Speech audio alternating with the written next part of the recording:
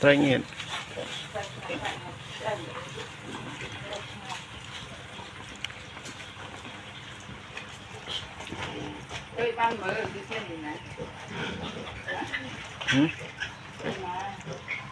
Mơ ơi.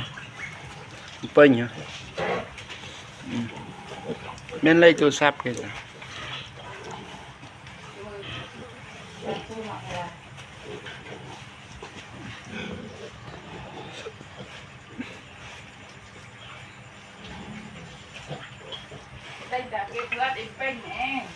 Lần ở Việt Nam.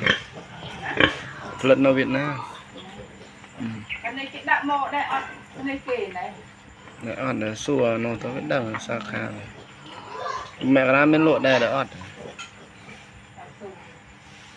Y hay ít bờ ăn men tôi xui là hay y hay nhỉ. Y hay thì bầu chiang mẹ ra.